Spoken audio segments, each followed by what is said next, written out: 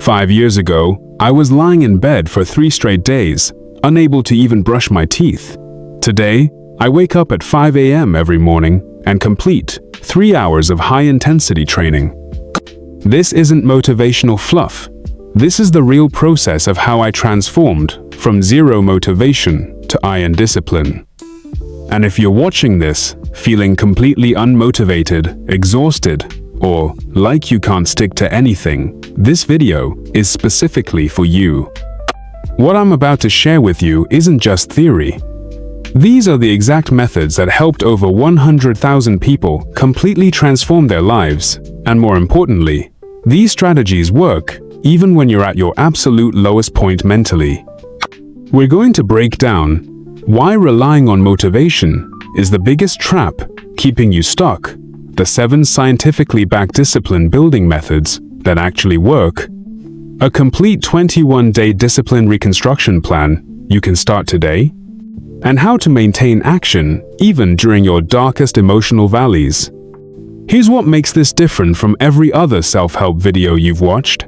I'm going to give you specific implementation steps with exact time frames, real failure case studies, so you can avoid the common traps that destroy most people's progress, and methods that are designed to work, especially when you feel like garbage. By the end of this video, you'll have a complete roadmap to build unshakable discipline, regardless of how you feel on any given day. Let me start by destroying the biggest lie you've been told about success. You've been taught that motivation leads to action, which leads to results. This is completely backwards, and it's why you keep failing. Here's what actually happens in your brain when you rely on motivation. Motivation is an emotion, and like all emotions, it's temporary and unreliable.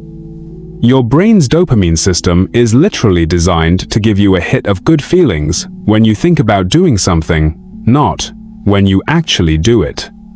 This is why you can spend hours planning your perfect morning routine, feeling incredibly motivated, and then wake up the next day and do absolutely nothing.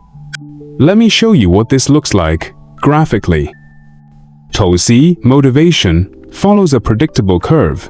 It spikes when you're inspired, crashes when you face the first obstacle, briefly recovers when you consume more motivational content, then crashes even lower. This is the motivation trap, and it's keeping millions of people stuck in cycles of starting and stopping.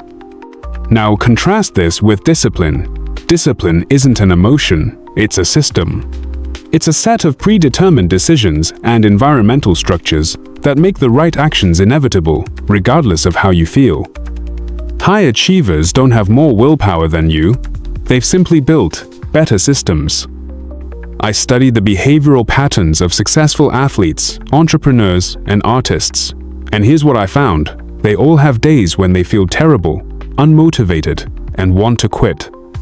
The difference is, they've built systems that carry them through these valleys. Olympic athletes don't train because they feel like it every day. They train because they've created environmental and psychological structures that make training the path of least resistance. Think about this. When was the last time you brushed your teeth because you felt motivated to do it? Never, right?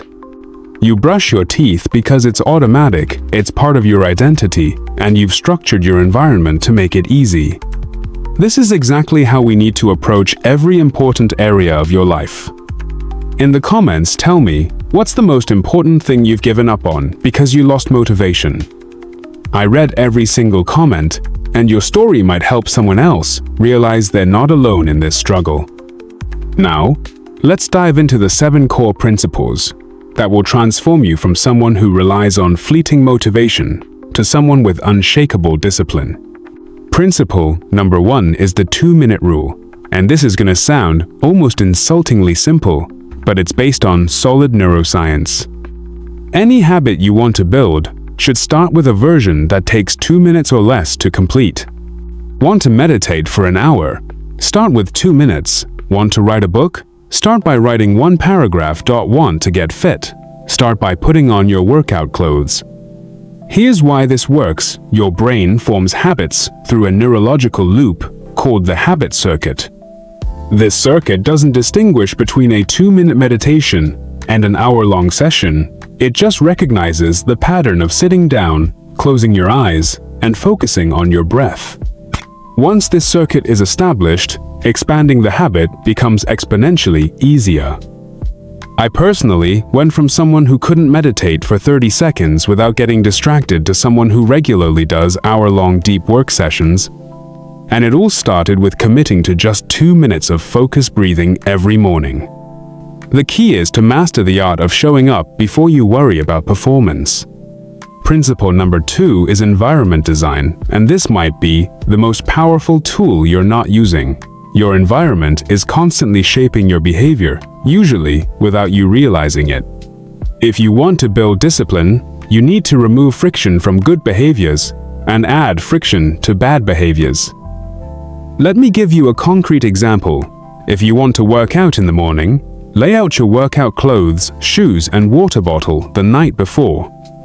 Put your alarm across the room so you have to get up to turn it off, and place it right next to your workout clothes.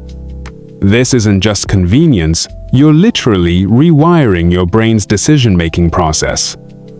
Environmental psychology research shows that we make over 35,000 decisions per day, and decision fatigue is real. Every small decision you can automate through environmental design is mental energy you can redirect toward building discipline in areas that matter. Principle number 3 is identity shifting, and this is where most people get it completely wrong. Instead of saying, "I want to become disciplined," start saying, "I am a disciplined person." This isn't positive thinking nonsense.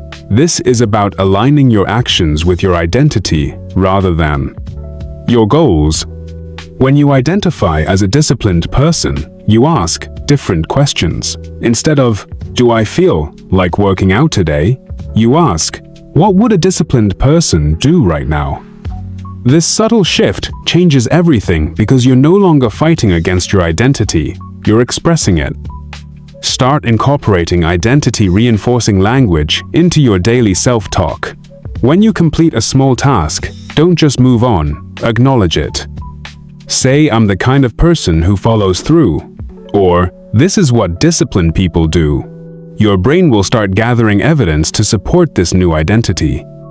Principle number 4 is habit stacking, which leverages the habits you already have to build new ones. The formula is simple. After I do existing habit, I will do new habit. This works because you're using the established neural pathways of existing habits to create new ones. For example, after I pour my morning coffee, I will write in my journal for 5 minutes, or after I brush my teeth at night, I will lay out tomorrow's clothes. The key is to be extremely specific about the sequence and timing. Vague intentions lead to inconsistent results. The order of your habit stack matters tremendously. Start with the easiest habit and build momentum. Your brain releases small amounts of dopamine with each completed task, creating a positive feedback loop that makes the next habit easier to execute.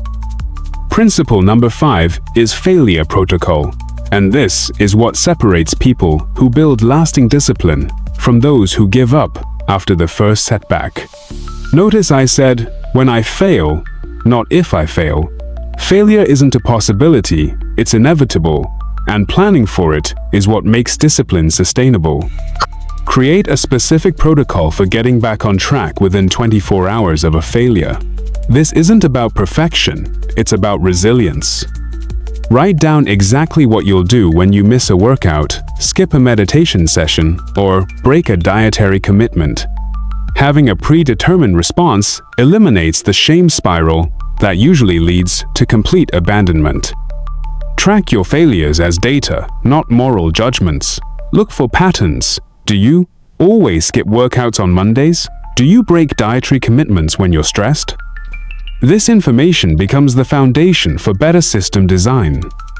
Principle number 6 is social accountability, which taps into one of the most powerful forces in human psychology, our need for social consistency.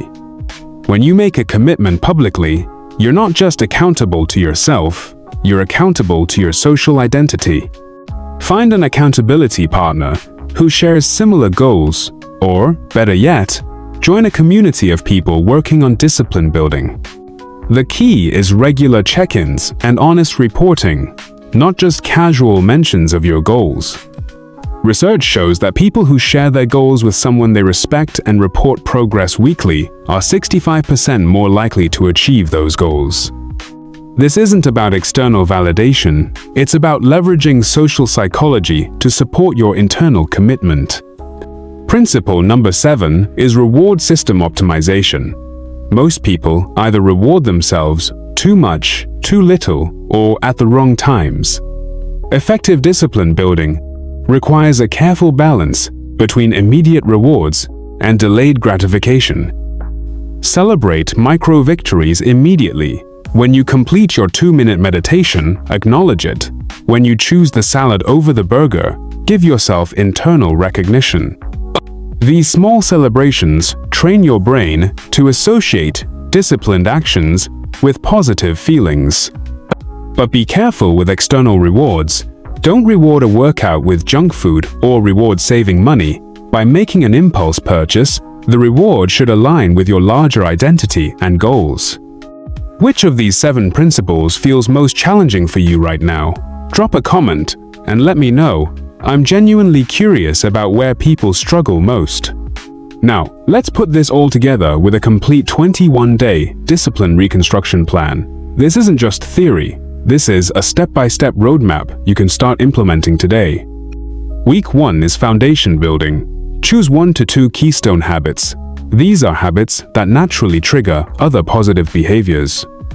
Examples might be making your bed every morning, doing 10 push-ups, or writing 3 sentences in a journal. The key is starting small enough that failure feels almost impossible. Create a simple tracking system. This can be as basic as checking boxes on a calendar or using a habit tracking app. The act of tracking itself reinforces the behavior and provides visual proof of your consistency. Identify your most common obstacles during this first week. Do you forget to do the habit? Set up environmental cues. Do you run out of time? Wake up 10 minutes earlier or attach the habit to something you already do. Do you lose motivation? Remember, motivation isn't required, only the system is required. Week 2 is system optimization. Now that you've established the basic routine, it's time to gradually increase intensity.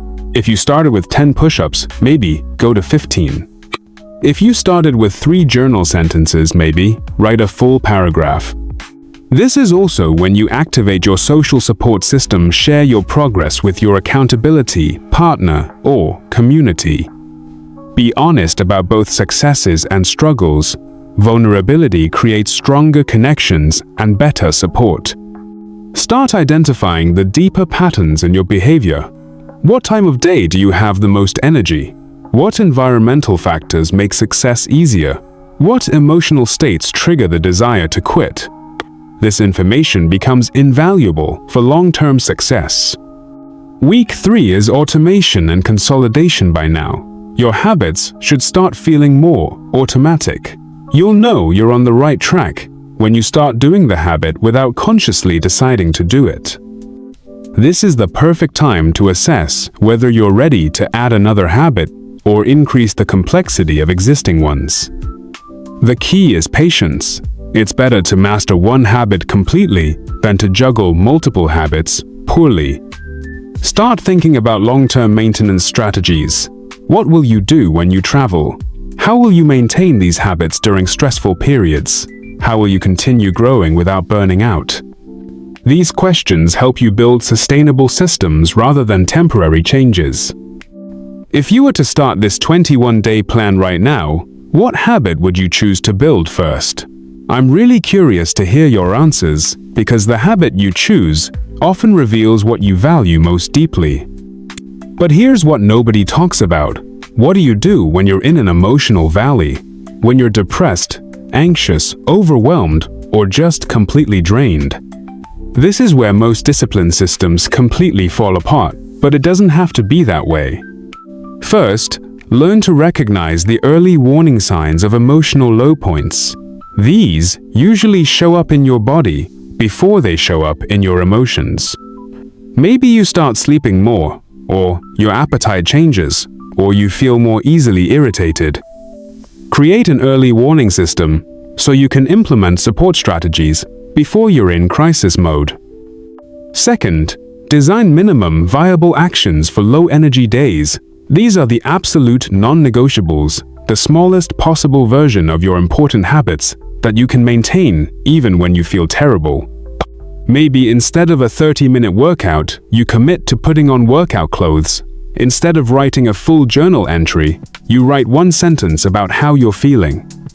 The key is maintaining the behavioral chain, even when you can't maintain the full behavior. This prevents the complete collapse that usually happens when people adopt an all-or-nothing mindset.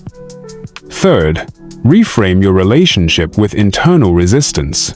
Most people think resistance means they should stop or that something is wrong.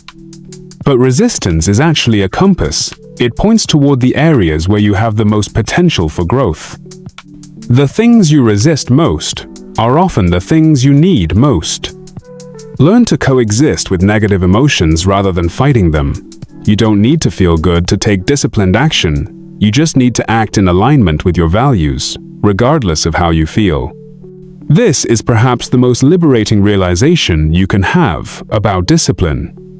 I've worked with people dealing with depression, anxiety, and other mental health challenges, and the ones who succeed are those who build systems that work, especially when they feel bad, not just when they feel good. What's the hardest thing for you to stick with when you're in an emotional low point? Understanding this pattern is crucial for building resilience into your discipline system. Let me share some real failure cases so you can avoid the most common traps that destroy people's progress. Case study 1. Sarah was a perfectionist who created an elaborate morning routine involving meditation, journaling, exercise, and meal prep. She maintained it perfectly for 12 days, then missed one day due to a work emergency. Instead of getting back on track, she decided the whole system was ruined and gave up completely. The lesson here is that perfectionism is the enemy of consistency. It's better to maintain a simple system imperfectly than to abandon a complex system after one failure. Apply the 80-20 rule. 80% consistency with a simple system beats 0% consistency with a perfect system. Case study 2. Mike set a goal to work out for 2 hours every day, meditate for 30 minutes, and read for an hour. He lasted exactly 4 days before burning out completely. His mistake was trying to change everything at once, instead of building gradually. The lesson is that your brain can only handle so much change at once. Start with one keystone habit, master it completely, then add the next one. Sustainable change happens slowly, then suddenly. Case study 3. Lisa tried to build discipline entirely on her own, without any social support or accountability. She made good progress for about 6 weeks, then hit a plateau and gradually drifted back to old patterns because no one was checking on her progress. The lesson is that humans are social creatures, and trying to change in isolation is unnecessarily difficult. Find your tribe, whether that's online communities, local groups, or accountability partners. Support accelerates progress and prevents backsliding. The 5 most common fatal errors I see are trying to change too much too fast, perfectionism leading to all-or-nothing thinking, lack of social support, not planning for failure, and focusing on outcomes instead of systems. Avoid these traps, and you'll be ahead of 90% of people trying to build discipline. Let me bring this all together with the core insights that will transform how you think about discipline forever. First, discipline is a skill, not a character trait. Like any skill, it can be developed through practice and proper technique. You're not broken if you struggle with discipline, you just haven't learned the right methods yet. Second, systems always beat willpower. Willpower is finite and unreliable. Systems are infinite and automatic. Focus on building better systems rather than trying harder. Third, small actions compound into massive changes. The person who does 10 push-ups every day for a year will be in dramatically better shape than the person who does an intense workout once a month. Consistency trumps intensity every single time. The 4 key methods to remember are the 2-minute rule for starting habits, environment, design for making good choices, easier, identity shifting for aligning actions with who you want to become, and the 21-day reconstruction plan for systematic change. Now, I want to hear from you. What was the most valuable insight from this video? What method are you going to use to start your discipline journey? And share one small habit you've successfully built in the past. Your story might inspire someone else to take action. I'm building a community of people committed to real growth and sustainable change. Use the hashtag #DisciplineRebuild to share your progress and connect with others on the same journey. I personally read these posts and often feature success stories in future videos. If this video provided value for you, please hit the like button and subscribe. It's the biggest way you can support this content and help it reach people who really need to hear this message. Make sure to click the notification bell so you're first to know when I release new self-improvement content. I've got a whole series planned on advanced discipline strategies, including how to maintain habits while traveling, how to build discipline in creative pursuits, and how to help family members develop better systems. Click on the next video in the series, or check out the complete personal development playlist. Here's what I want you to remember. As you start this journey, you don't need to wait until you feel motivated to begin taking action. You just need to begin taking action, and motivation will naturally follow. Discipline isn't about punishing yourself. It's about caring for yourself enough to do what's necessary for the life you want. Your future self is counting on the decisions you make today. Make them proud. I'll see you in the next video, and keep pushing forward on your growth journey.